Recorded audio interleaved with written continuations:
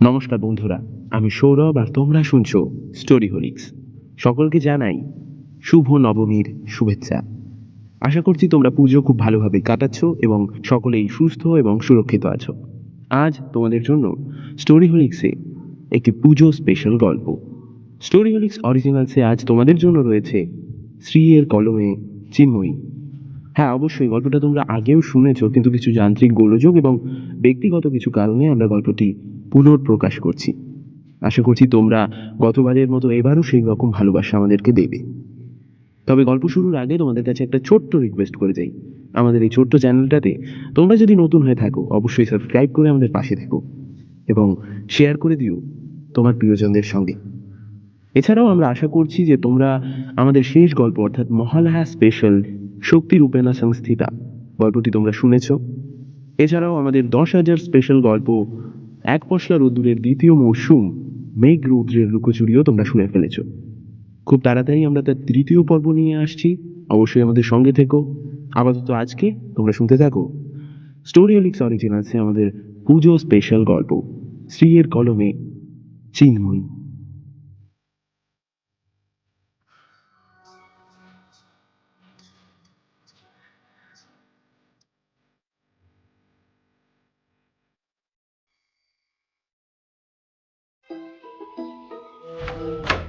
দিদির ঘরে ঢুকে দেখলাম দিদি খাটে বসে একটা বই পড়ছে।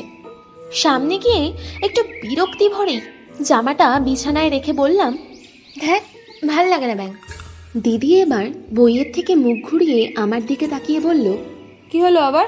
জামাটা ছোট, এক সাইজ বড় লাগবে। খানিকটা মশকরার সুরেই দিদি বলল, জানতাম, মা তো বলেই ছিল ট্রায়াল রুমে গিয়ে ট্রাইটা করে নে, কিন্তু তোর তো আবার সেই সময়টুকুও নেই। বোঝো ঠেলা এখন। এই জন্যই তো আমি বলি, বাড়িতে যখন পুজো তখন জামা কাপড় কেনাকাটা সব আগে ভাগে দেখে শুনে সেরে রাখতে। না আরে, ওটা না আমার হয় না। আমি তো আর তোর মতো গোছানো স্বভাবের নই, আমার সব কিছুই অগোছালো, জানিস না তুই। তাহলে এবার দেখ কি করবি। একটা জামা না পরলে কি আর অসুবিধা হবে? তুই না একটা কাজ কর, এটা বরং রেখে দে, বিয়ে হবে যখন তোর নিজের মেয়েকে দিস। ধুস, আজে বাজে বকবি না দিদি।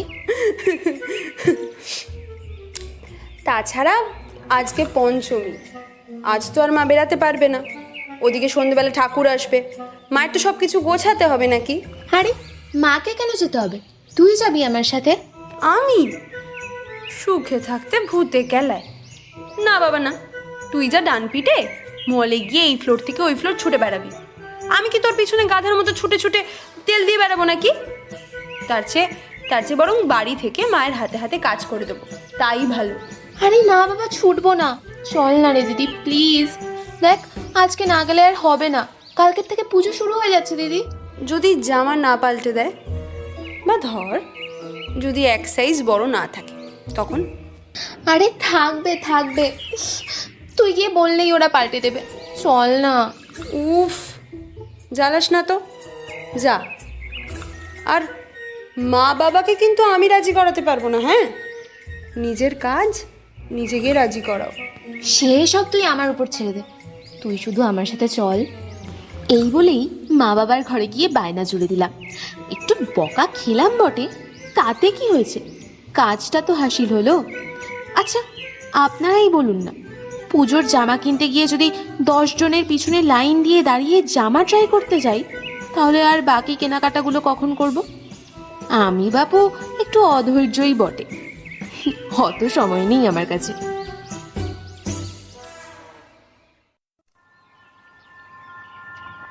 আমাদের দোতলা বাড়ি, কিন্তু বেশ বড়।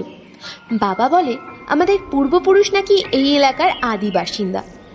আগে তো আরো বড় জায়গা ছিল, কালে কালে জায়গা ছোট হচ্ছে। বাড়ির সামনে অনেকটা জায়গা জুড়ে বড় একটা চাতাল, আর তার পাশে বাগান, আর সামনে আছে বড় একটা গেট।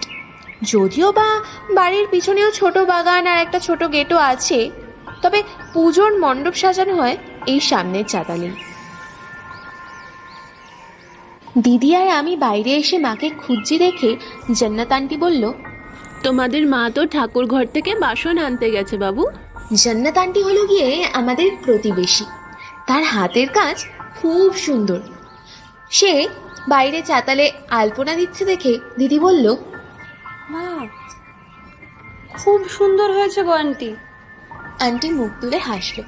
আমি আবদার করে বললাম, আমাকেও শিখিয়ে দিও তো আন্টি, আমার সব ঘেটে যায়। আচ্ছা, এই দেখো, এই যে সরু তুলি, এই সরু তুলি দিয়ে আঁকবে, তাহলে দেখবে আর আলপনাটা ঘাঁটছে না, বুঝলে? আলপনা নিয়েই কথা হচ্ছিল, এমন সময় বাবা পিছন থেকে এসে বলে, কিরে, তোরা কি বেরোচ্ছিস এখন? টাকা পয়সা, ফোন এসব নিয়েছিস তো? সাবধানে যাস, আর দেখে শুনে রাস্তা পার হবি। ইতিমধ্যেই ঢাক বাজতে আরম্ভ করলো। ডেভিড আঙ্কেল বড় গেট দিয়ে ঢুকে বাবাকে ডেকে বলে, ওই হে, গাড়ি তো এসে গেছে, চল চল, এবার বেরোতে হবে যে। বাবা তার দিকে মুখ ঘুরিয়ে বলল, হ্যাঁ হ্যাঁ, ওদের সবাইকে ডাকো গিয়ে, আমি আসছি। বলে আমাদের দিকে তাকিয়ে পকেট থেকে ওয়ালেটটা বের করে একটা 500 টাকার নোট দিদিকে দিয়ে বলল, এনে এক্সট্রা রাখ, পুজোর দিন তো কিছু ভাল লাগলে কিনিস, নালে থাকবে কিছু। কথা শেষ করে বাবা গেট দিয়ে বেরিয়ে গেল। দিদি রেখে তো দিল টাকাটা, কিন্তু আমি জানি বাড়ি এসে বাবা আবার সেটা ফেরত পাবে। দিদি একদম অকারণে টাকা নষ্ট করা পছন্দ করে না, বড্ড হিসেবি। দিদির একটাই কথা, প্রয়োজনের তুলনায় তোমার কাছে যদি বেশি থাকে তাহলে যার প্রয়োজন তাকে দাও, অকারণ ব্যয় করো না। এমন সময় দেখলাম মা এক গামলা বাসনপত্র নিয়ে আসলো। দিদি ওগুলো ধরে নিচে নামাতে নামাতে বলল, আরে মা, কাউকে নিয়ে যাবে তো, এইভাবে একা একা বাসন নামাচ্ছ? আমাকেও তো একবার ডাকতে পারতে। আরে পুজো বাড়ি, সবাই তো কিছু না কিছু কাজ করছে, তাছাড়া দেখ আমি নামিয়েই নিয়েছি। সে তো দেখলামই। আচ্ছা তোরা বেরোচ্ছিস? হ্যাঁ। সাবধানে যাস, আর শোন বেশি দেরি করবি না কিন্তু। দিদির সাথে কথা শেষ করে মা আমার দিকে ফিরে বলল, বলছি মাগো, এবার একটু দেখে এনো, আবার ছোট বড় সাইজ হলে এবার কিন্তু পাল্টাতে নিয়ে যাওয়া হবে না। হ্যাঁ ভাল লাগে না ব্যাং। কি হলো আবার? উফ, আসছি বলে গেটের সামনে আসলো। গেটে এসে দেখি আমাদের পাড়ার দুই দাদা গেট সাজাচ্ছে, আদিত্যদা আর সংকেতদা। আদিত্যদা দিদির সমবয়সী, আর সংকেতদা একটু বড়। ওরা দশকর্মা ভান্ডার থেকে বেশ সুন্দর কিছু সাজানোর জিনিসপত্র কিনে এনেছে। আদিত্যদা মইয়ের উপর দাঁড়িয়ে গেটের উপর প্লাস্টিকের ফুলগুলোকে লাগাচ্ছে, আর সংকেতদা মই ধরে দাঁড়িয়ে। এই ঈশা, তোরা বেরোচ্ছিস? বলেই জিন্সের পকেট থেকে তার ঘড়িটা বের করে দিয়ে বলে, এই মাত্র গেটে বাড়ি খেয়ে কাজটা ভেঙে গেল, লাগিয়ে আনতে পারবি? আমি বললাম, মলের সামনের ওই বড় ঘড়ির দোকানটা থেকে তো? হ্যাঁ রে। দিদি ঘড়িটা হাতে নিয়ে বলল, আচ্ছা, হয়ে যাবে। এবার আমরা টাটা বলে বেরিয়ে এলাম। বেরাতে বেরাতে শুনতে পেলাম আদিত্যদা কেমন চিৎকার করে উঠলো, এই সংকেতদা, ঠিক করে ধর না বইটা, পড়ে যাবো তো। আমি আর দিদি একে অপরের দিকে তাকিয়ে মিটিমিটি হাসলাম। বাড়ির বাইরে এসে দেখলাম এখনো বাবা প্রতিমা আনার জন্য বেরাতে পারেনি। এদিকে ঢাকিরা একবার করে ঢাকে কাঠি দিচ্ছে, আবার দাঁড়িয়ে পড়ছে।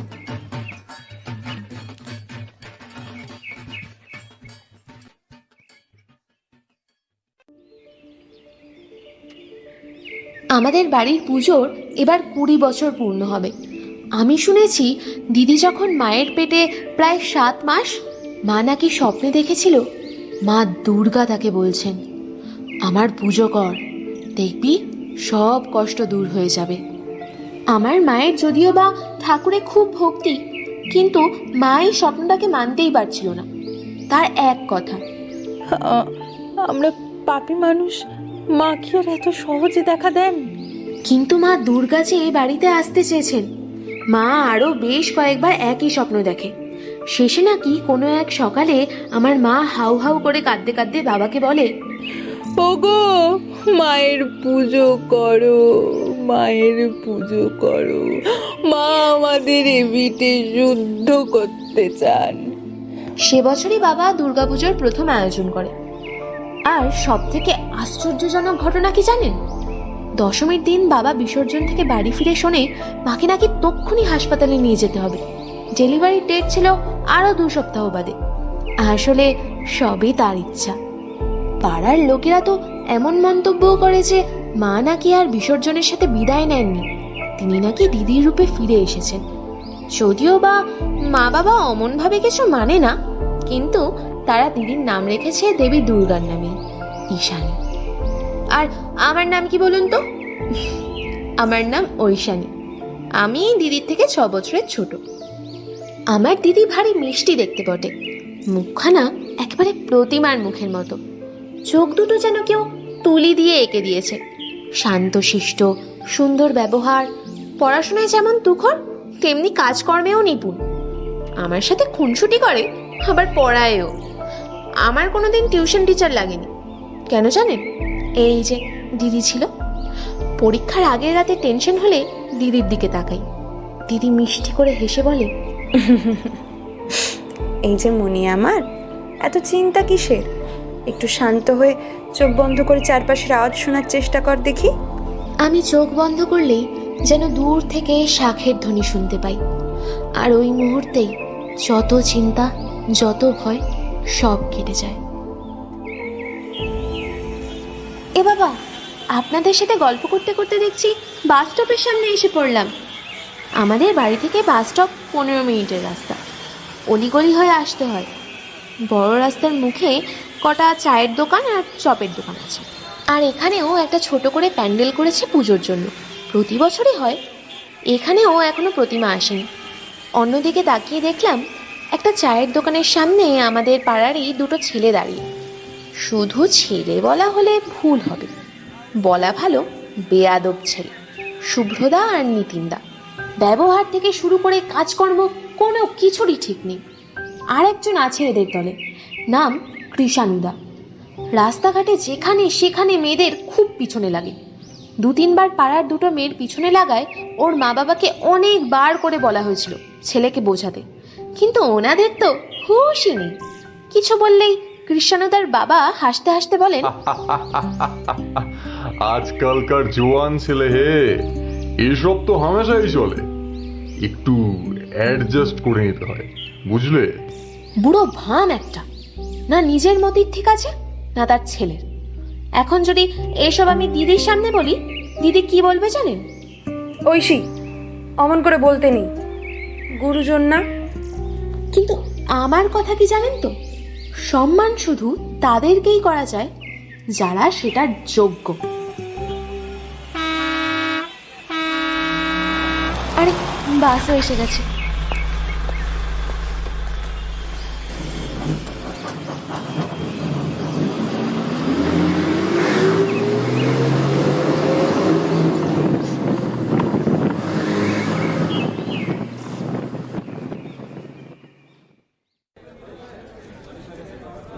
তিনতলা মল পুরোটাই মানুষে ঠাসা। পঞ্চমীর দিনও যে এমন ভিড়ের মুখে পড়তে হবে কে জানতো। তাও যে আমাদের কথা শুনে এখানকার স্টাফরা জামাটা পাল্টে দিতে সাহায্য করলো, তাতেই আমরা ধন্য। বছরের বাকি দিনগুলো থেকে পুজোর সময়টা একদমই আলাদা, বুঝলেন?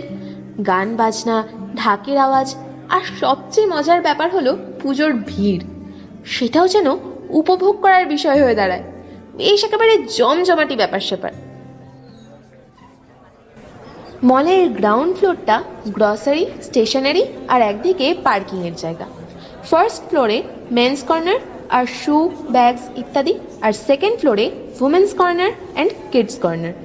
গ্রসারির ক্যাশ কাউন্টার গ্রাউন্ড ফ্লোরে, কিন্তু জামা কাপড়ের ক্যাশ কাউন্টার ফার্স্ট ফ্লোরে।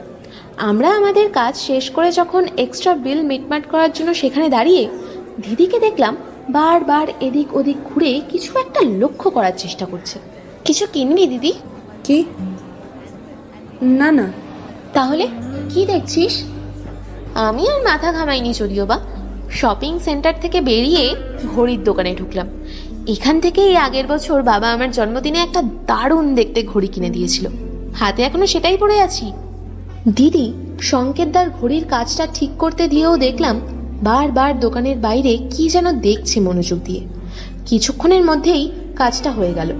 আমরা দোকান থেকে বেরিয়ে পড়লাম। বের হতেই দেখি 9-10 বছরের একটা ছেলে দিদির সামনে এসে বলল, আমাকে 10টা টাকা দেবে গো, খুব খিদে পেয়েছে। ছেলেটার পরনে ময়লা একটা জামা আর হাফ প্যান্ট, পায়ে চপ্পল, গলায় একটা কালো দাগা, ওতে কৃষ্ণ ঠাকুরের ফটো দেওয়া একটা লকেট ঝুলছে।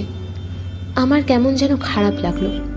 আমি আমার ছোট সাইজের জামা পাল্টাতে এসেছি, আর ও এই পরেই জানি না কতদিন কাটিয়ে দিচ্ছে।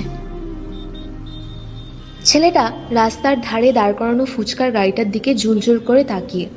ফুচকার গাড়িটাতে একটা বোর্ড সাটা, যেটাতে লেখা ফুচকা 10 টাকায় 5টা, চুরমুড় পার প্লেট 10 টাকা, দই ফুচকা পার প্লেট 25 টাকা। আমি মনে মনে ভাবলাম, চা না ফুচকার সাইজ, তাতে আবার একটা ফুচকা নাকি 2 টাকা করে, তাও কত লোকের ভিড়। কেউ বলছে, দাদা আমার কটা হলো? কেউ জিজ্ঞেস করে, আর একটা পাবো না, একটা এক্সট্রা চাটনি দিয়ে দিন না। পাশে একজন বলে, ওহ দাদা, তেঁতুল জলে তো টকই ছাড়েনি। এইসব কথা শুনতে শুনতে হঠাৎ দিদিকে বলতে শুনলাম, না, টাকা দেব না। কথাটা শুনেই আমার চোখ ঘুরে গেল দিদির দিকে, ছেলেটাও তাকিয়ে। দিদি ছেলেটার কাঁধ আর কনুইয়ের মাঝের অংশটা ধরে আর একদিকে যেখানে এগরোল তৈরি হচ্ছিল সেখানে নিয়ে গেল।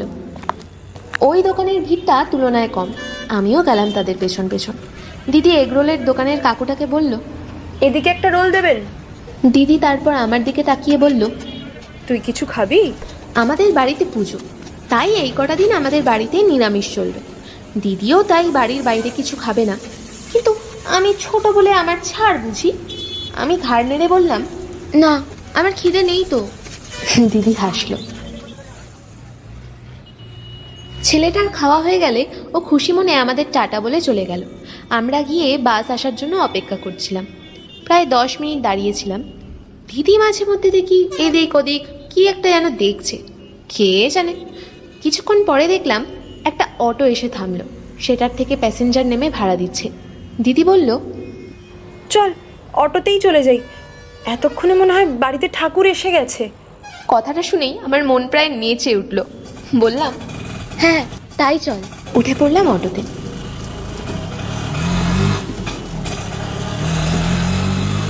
অটোর দাদা তো দেখছি বেশ মিশুকে। যখন থেকে অটোতে উঠেছি দাদা বলে চলেছে, দেখেছেন দিদি, আজকে রাস্তায় কত ভিড়। পুজোর বাকি দিনগুলো তো ছেড়েই দিন, কিন্তু প্রবলেম কি হয় বলুন তো, পুজোর দিনে ভাড়া তো পেয়ে যাই, কিন্তু গাড়ি চালানোর মতো জায়গাই পাওয়া যায় না। সামনে এগোলে এর ধাক্কা লাগছে, পিছনে গেলে ওর গুঁতো লাগছে। কি করা যায় বলুন তো? আমরাও তো সাধারণ ভ্যান অটো চালাই।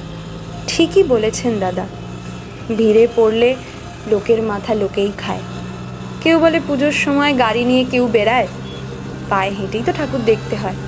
আবার কেউ বলে এতগুলো ঠাকুর হেঁটে দেখা কি সম্ভব। এদিকে বয়স্ক মানুষগুলোও তো জোয়ান বা বাচ্চাদের মতো, মানে তাদের সাথে পেরে উঠবে না। তাদের কথা তো ভাবতে হবে বলুন। সেই তো দিদি, এই কথাটা আর কজন বোঝে বলুন তো। মাঝখান দিয়ে যত ঝক্কি আমাদের। আহা, কি সুন্দর লাইট লাগিয়েছে দেখুন, একেবারে আলোয় আলোয় ভরে দিয়েছে, দেখলেও প্রাণ জুড়িয়ে যায়। হ্যাঁ, আমরা বাঙালিরা তো এই আশাতেই বসে থাকি, মা কখন আসবেন আর সব অন্ধকার মুছিয়ে দেবেন। এসব কথা শুনতে শুনতে আর রাস্তার ধারের প্যান্ডেলগুলো দেখতে দেখতে আমিও যেন কোথায় হারিয়ে গেছিলাম। প্রত্যেক প্যান্ডেলে আলাদা আলাদা পুজোর গান, কোথাও আবার বাজনা বাজছে। অটোতে বসে হাওয়া খেতে খেতে এগিয়ে যাওয়া আর এমন দৃশ্য, আর কি চাই বলুন তো। এমন সময় আমাদের অটোর বাদিকে বেশ খানিকটা জায়গা ফাঁকা পেয়ে একটা গাড়ি হুশ করে বেরিয়ে গেল। কি কেলেঙ্কারি! অটো চালক দাদা রেগে প্রায় চিৎকার করে বললেন, এই এই, দেখে গাড়ি চালাতে পারো না? এভাবে কেউ চালায়? দাদা থাক থাক, বেরিয়ে গেছে। সেটাই তো দিদি, এখানে রাস্তায় একটা পুলিশ থাকলে এত সহজে বেরাতে পারতো না। ভাবুন কিভাবে গাড়িটা নিল, এক্ষুনি তো একটা অ্যাক্সিডেন্ট হতো। বড় লোকের ছেলে, চালাতে যখন পারিস না বেরিয়েছিস কেন রাস্তায়? ভাবুন, কিছু একটা বড় বিপদ তো হতেই পারতো কিনা। হ্যাঁ দাদা, আমি বুঝতে পারছি, আমরা বুঝতে পারছি। আপনি একটু মাথাটা ঠান্ডা করুন আর সাবধানে চালান। দিদির ভুরু কুঁচকে গেছে। কারণটা শুধু গাড়িটা নিয়ম ভাঙলো এই জন্যে নয়, কারণ হলো গিয়ে গাড়ির চালক ছিল কৃষাণুদা। ওই যে বলেছিলাম না, আমাদের পাড়ার 3 নম্বর বেহাদ। আরও বিরক্তিকর ব্যাপার হলো, কৃষাণুদা গাড়িটা নিয়ে বেরিয়ে যাওয়ার সময় অটোর পিছনের সিটে এমন করে তাকাতে তাকাতে গেল যেন জানতো আমরাই বসে আছি। ডিসকাস্টিং মানুষ যত সব।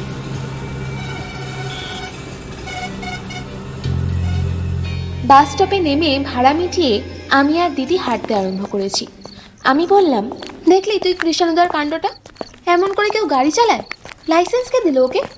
আর ওর বাবাও একটা লোক বটে, এত বড় গাড়ি কিনে দিল। কি আর করবি বল, বেজায় পয়সা আছে, দিচ্ছে ছেলেকে কিনে। পড়ুক না, পড়ুক একদিন ট্রাফিক পুলিশের হাতে, সেদিন ভালো মতন শায়েস্তা হবে। সেই বিরক্তিকর লোকজন সব। এই এই এই এ দিদি, সামনে প্যান্ডেলে প্রতিমা এসে গেছে, চল একবার দেখে আসি। আমরা গিয়ে প্যান্ডেলের সামনে দাঁড়াই। মূর্তিগুলোর সবকটার মুখেই খবরের কাগজ। আমরা মণ্ডপের বাইরেই দাঁড়িয়ে এমন সময় পিছন থেকে আবার অটোওয়ালা দাদার গলা শুনতে পাই। ও দিদি, এই ঘড়িটা। দেখলাম দাদার হাতে আমার ঘড়ি।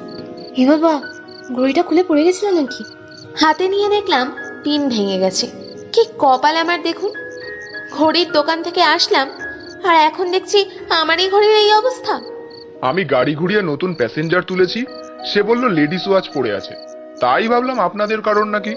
অটো সাথে সাথে দাঁড় করিয়ে দিতে আসলাম।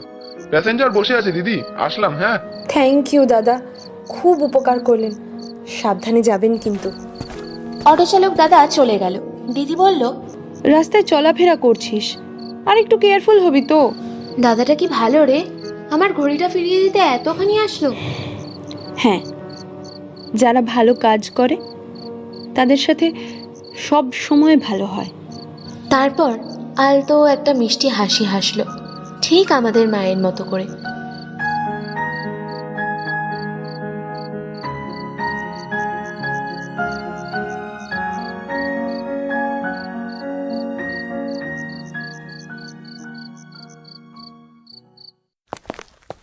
আমি আর দিদি বকবক করতে করতে রাস্তা দিয়ে হাঁটছি। এ পাশটা একটু ফাঁকা, তার উপর দুটো পোস্টের আলোও খারাপ হয়ে গেছে আগের মাসেই। যারা এখানকার বাসিন্দা তাদের মধ্যে কিছু গেছে আমাদের বাড়ির দিকে, আর কিছু বাস স্টপের প্যান্ডেলে। আমি গজ গজ করতে করতে বললাম, তুই কৃষানন্দাকে দেখেছিলি? কেমন করে তাকাতে তাকাতে গেল, দেখলে মনে হয় কি চোখ দুটো গেলেই দিয়ে একেবারে। এই যতই হোক, কৃষাণু কিন্তু তোর থেকে অনেক বড়, এভাবে বলতে নেই। বলতে নেই মানে? এইসব না আমি একদম বুঝি না ব্যাং। তুই সবসময় এরকম মাথা ঠান্ডা রাখিস কি করে বলতো? আগে তুই আমাকে বল, তোর এইটুকু মাথা এত গরম হয়ে যায় কি করে রে?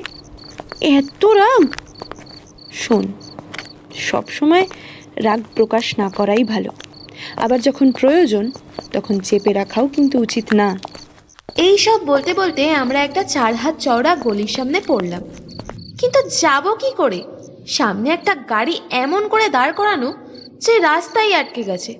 আমি বললাম, এ কি রে বাবা, এখানে আবার কে গাড়ি দাঁড় করালো? এটা কি গাড়ি দাঁড় করানোর জায়গা? মানুষ কি হাঁটতে চলতেও পারবে না? ঐশী, বুঝতে পারিসনি এটা কার গাড়ি? আরে তাই তো, এটা তো কৃষাণুদার গাড়ি। আর তক্ষুনি দিদি আমার ডান হাতটা হ্যাচকা টান দিয়ে পিছনে ঘুরে দাঁড়ালো। সাথে সাথেই দেখি কৃষাণুদা একদিকে আর শুভ্রদার সাথে নিতিনদা একদিকে দাঁড়িয়ে। এই ভাই, মামুনি দেখি ঠিক বুঝতে পেরে গেছে আমরা পেছনে। তা ঈশানী ম্যাডাম, আপনার ষষ্ঠ ইন্দ্রিয় বুঝি জাগ্রত হলো? আরে আরে কৃষাণু, এভাবে বলিস না, মাঝে দেবীর অংশ, ঠিক তো পাবেই। তা দেবীর বনি বা কম যায় কিসে? মুখে দেখছিস না কেমন যেন খই ফুটছে। দিদি এবার ঠান্ডা মস্তিষ্কে দৃঢ় গলায় বলল, কৃষাণু, এসব কি হচ্ছে? গাড়িটা এখান থেকে সরা, রাস্তা আটকে গেছে তো। হ্যাঁ কৃষ্ণদা, তাড়াতাড়ি সরাও, আমাদের দেরি হয়ে যাচ্ছে। দেরি হচ্ছে? তা গাড়িতে উঠে বস না, আমরা না হয় পৌঁছে দিচ্ছি তোদের, একদম বাড়ির গেটের সামনে নামিয়ে দেবো। ওসবের দরকার নেই কৃষাণু, গাড়িটা জাস্ট সরিয়ে দে, আমাদের পা আছে, আমরা নিজেরাই হেঁটে চলে যেতে পারবো। বাবা, দিদিমণি দেখছি এক কথাই শুনবেন না। তা শুভ্র, জোর দেবো নাকি রে? বুঝলি কৃষাণু, তোর নতুন গাড়িটা একটু স্ক্র্যাচ লাগবে মনে হয়। আমি একটু ভয় পেয়ে দিদির কাছে সরে এলাম। আস্তে আস্তে দিদিকে বললাম, এ দিদি, কি বলছে এসব? তোরা কি ইয়ার্কি মারছিস নাকি? কেউ যদি জানতে পারে তোদের অবস্থাটা ঠিক কি হবে ভেবে নিস কিন্তু একবার। ও মা, কি ভয় পেলাম! কে জানবে মামনি? কেউ আছে এখানে যে জানতে পারবে? ডেকেই দেখো না, কেউ যদি বেরিয়ে আসে। এই, কেউ শুনছ? এই! সবাই পুজো নিয়ে ব্যস্ত, আর ওই 2-4টে বুড়ো যেগুলো বাড়িতে আছে শালারা এমনিতেও কানে শোনে না, তার উপরে টিভির চ্যানেলে হাই ভলিউম দিয়ে রেখেছে। চিৎকার করে গলা ফাটিয়ে দিলেও শুনতে পাবে না। এত দিনে তোদের 2 বোনকে হাতের নাগালে পেয়েছি, এত সহজে ছেড়ে দিই কিভাবে বলতো?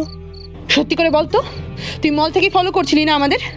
আমি চোখ বড় করে দিদির দিকে তাকিয়ে, তুই যখন বারবার লুকিয়ে পড়ছিলি আমি তখনই ভেবেছিলাম লুকোনোর কি হয়েছে, কি মতলব বলতো? লুকোবো কেন, এমনি আর কি। ও, তোরা জামা কিনতে গেছিলি না? তা ওই প্লাস্টিকটাতে বুঝি নতুন জামা? এই, পরে দেখাবি না আমাদের? আমরাও দেখি কেমন লাগছে। বলেই 3 জনে হাসতে আরম্ভ করলো। আমার তখন গলা শুকিয়ে এসেছে, কপালে বিন্দু বিন্দু ঘাম। আমি মেয়েটা চিরকালই ডান পিটে, কারোর কোনো কথা শুনতাম না, কাউকে তোয়াক্কা করতাম না। ভাবতাম, কার এত বুকের পাটা যে আমাকে ডরায়?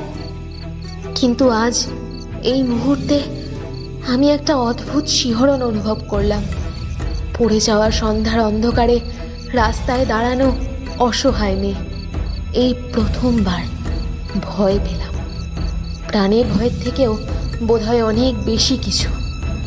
আচ্ছা, এমন এক পরিস্থিতির মুখে পড়লে প্রতিটা মেয়েরই কি ঠিক এই রকমই উদ্বেগ হয়? মাথা কাজ করছে না।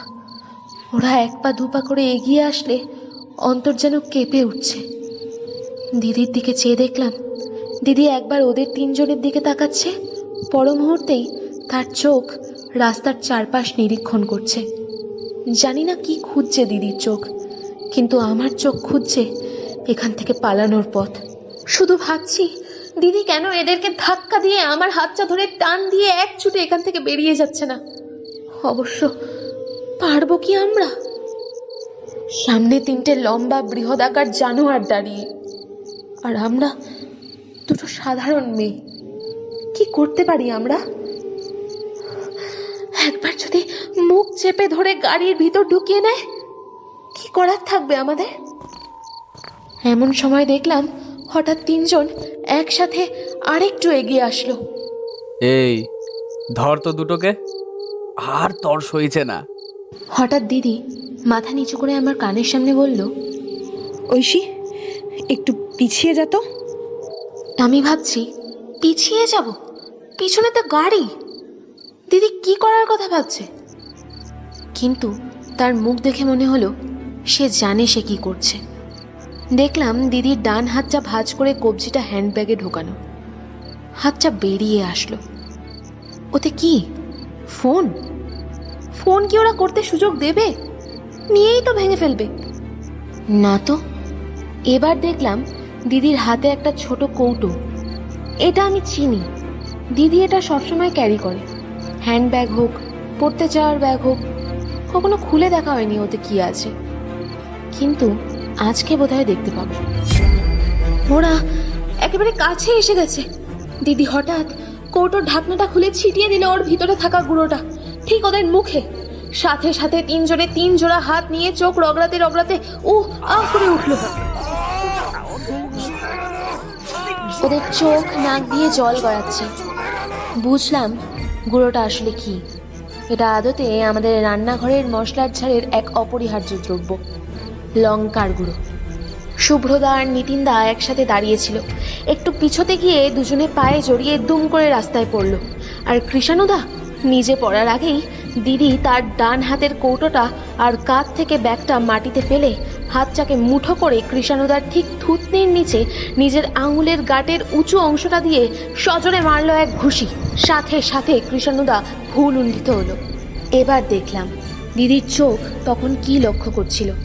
রাস্তার এক ধারে কতগুলো আধ ভাঙা কলের সরু পাইপ পড়ে আছে, যেগুলো আমি এতক্ষণ দেখিনি। দিদি ওদিকে গিয়ে একটা পাইপ তুলে নিল, আর দিদিকে আটকায় কে আজ। এপাশে এসে কৃষাণুদাকে দিল পা দিয়ে এক গুঁতো। লাথি খেয়ে কৃষাণুদা সরে গেল এক পাশে। তারপর সজোরে একটা পাইপের বাড়ি। কৃষাণুদা যন্ত্রণায় কাতরাচ্ছে। এবার দিদি হেঁটে গেল শুভ্রদা আর নিতিনদার সামনে। চোখের জ্বালা কোনো মতে কাটিয়ে উঠেছে। অমনি সেই পাইপটা দিয়ে শুরু হলো চরম প্রহার, আর তার সাথে ওদের চিৎকার। আমার দিদির এই কি রূপ! আমি যেন একে চিনি না। কোথায় আমার লক্ষ্মীমন্ত দিদি? আজ যেন সে বিভীষিকা। তার সেই চোখের তেজ যেন সব ছাড়খাড় করে দেবে। চিৎকার করে দিদি বলল, শয়তান, এত বড় সাহস তোদের! আমাদের কি ভোগ করার জিনিস পেয়েছিস নাকি রে? তোদের জন্য কি আমরা শান্তিতে রাস্তাঘাটে বেরোতেও পারবো না? আজ তোদের এমন হাল করবো যে এরপর কোনোদিন কোনো মেয়ের সাথে এমন আচরণ করার কুচিন্তাও তোদের মাথায় আসবে না। এমন বন্দোবস্ত করবো না, জানোয়ার কোথাকার! রূপ দেখবি তাই না? রূপ কেমন লাগলো? নারীর শুধু দেহ চিনেছিস, তার শক্তি কি দেখ এবার। আমি জানি না কোথা থেকে আমার ভিতরেও আবার সার ফিরে আসলো। আমিও একটা পাইপ তুলে কৃষাণুদাকে পেটাতে আরম্ভ করলাম। মুখ থেকে কথাগুলো আপনিতেই বেরিয়ে আসলো। জামা পরে দেখাবো? খুব দেখার ইচ্ছে হয়েছে না? আর একবার এ ধরনের কথা শুনি চোখ একেবারে উপড়ে ফেলবো। অবশেষে ওদেরকে রেহাই দিলাম আমরা। ব্যথায় যখন ওদের শরীর প্রায় অবশ, দিদি কৃষাণুদার কাছে এসে পকেট হাতিয়ে গাড়ির চাবিটা বের করে নিল। যদিও বা আমার মনে হয় না ওদের যা অবস্থা হয়েছে তাতে ওরা পালাতে পারত। দিদি এবার আমাকে নিয়ে তার ব্যাগটা তুলে ফাঁকা রাস্তার দিকে এগিয়ে আসলো। ব্যাগ থেকে ফোন বের করে তাতে একটা নাম্বার টাইপ করলো। সেই নাম্বারে ডায়াল করতেই আমি ফোনের রিং হওয়ার শব্দ শুনতে পেলাম।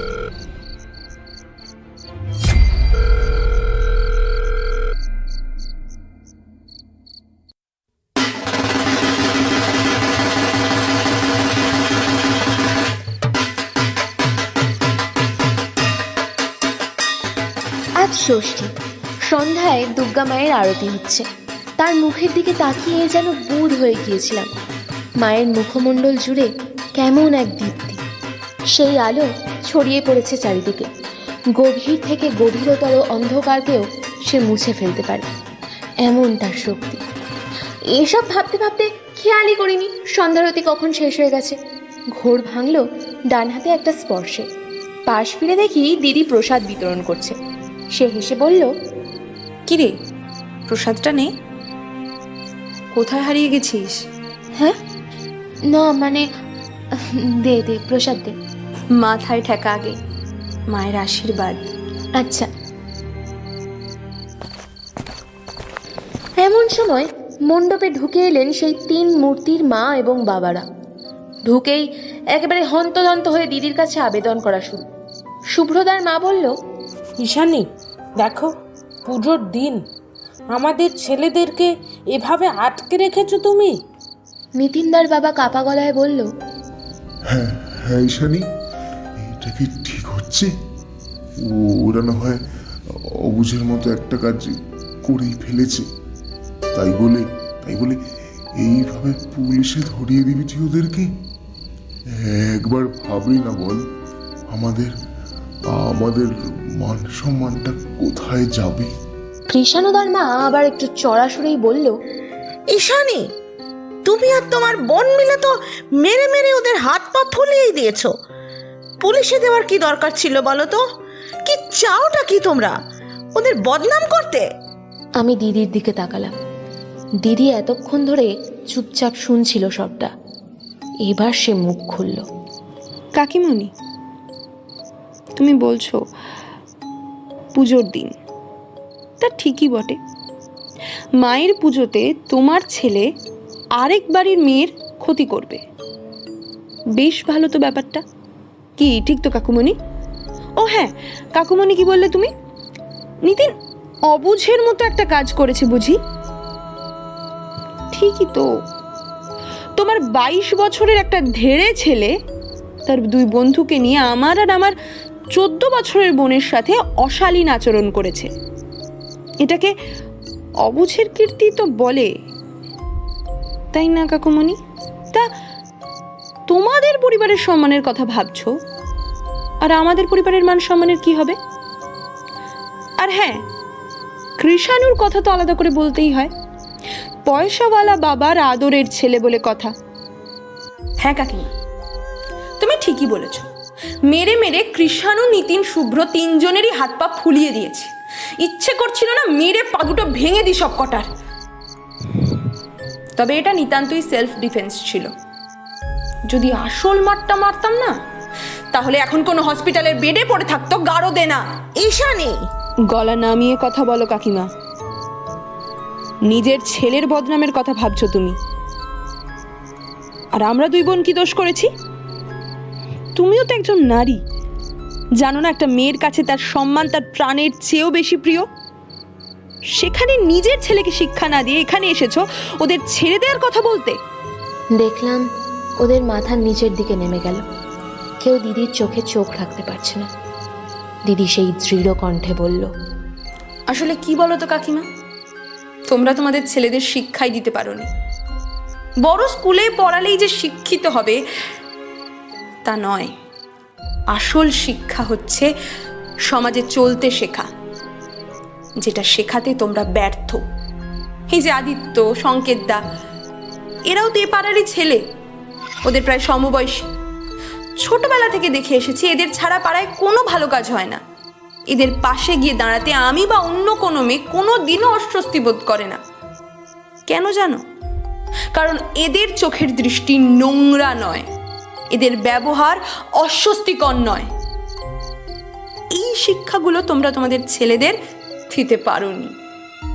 তোমরা শুধু টাকা পয়সা দিয়ে তাদের ভবিষ্যৎ সুরক্ষিত করার চেষ্টা করছো, বাড়ি দিয়েছো, গাড়ি কিনে দিয়েছো, আরও না জানি কত কি, কিন্তু চরিত্রটাই গঠন করতে ভুলে গেলে। তা বেশ, তোমরা যখন তোমাদের দায়িত্ব পালন করতে পারোনি, সেটা না হয় পুলিশ কর্তারাই করুক। এমনটা করো না ঈশানী, ওদের ছাড়িয়ে নিয়ে এসো। না কাকু, একবার অন্যায় করলে তাদের বোঝাতে হয় যে এই ভুলটা যেন সে আর না করে। দিদি এবার মায়ের মূর্তির দিকে তাকিয়ে বলল, ওরা এর আগেও কয়েকজনের সাথে অসভ্যতামি করেছে, কিন্তু তোমরা ওদের শাসন করোনি। ওরা যেটা করেছে সেটা ক্ষমার অযোগ্য, আমার কাছে সেটা অপরাধ, আর আমি অপরাধীদের শাস্তি দিতে জানি।